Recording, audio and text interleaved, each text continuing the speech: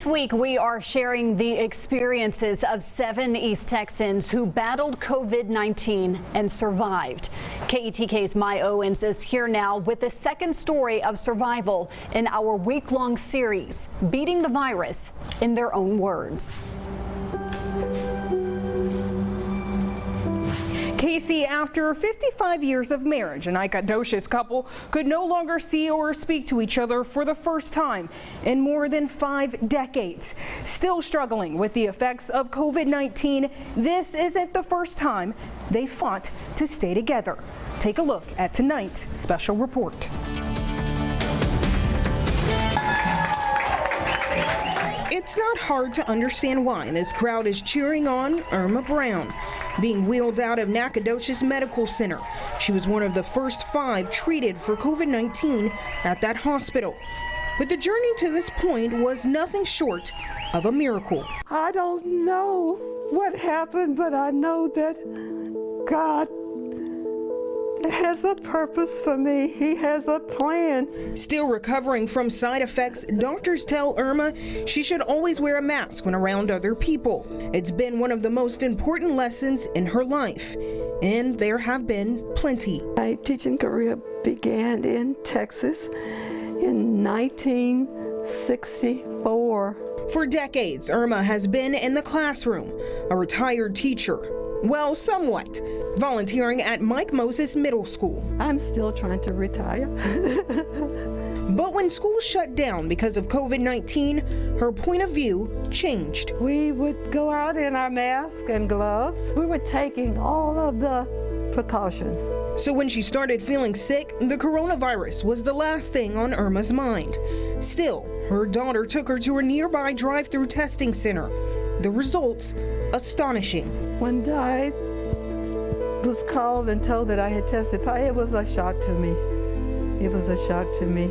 Feeling none of the usual symptoms of the virus, she was looking forward to her wedding anniversary, 55 years in the making. You've got to start feeling better because our 55th anniversary is Friday of that week. But she would never get the chance to celebrate. And he had to take me to the hospital the 16th, the day before. 5 years, the 17th of, thank you, the 17th of April, we were married. The person who gave her that tissue, her husband, Wilbert, is never too far away. Meeting in college at Houston-Tilson University, it was a match waiting to happen. I grew up in Lufkin, Texas, and he grew up in Nacogdoches, Texas.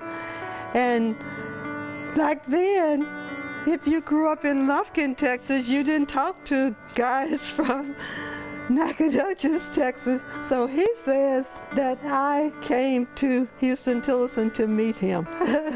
Irma says if it wasn't for her husband, she wouldn't be alive today. I knew that she was sick. It was just a matter of time before we'd have to go to the hospital. On a ventilator for 7 days, keeping up with his wife's status through phone calls from her doctors.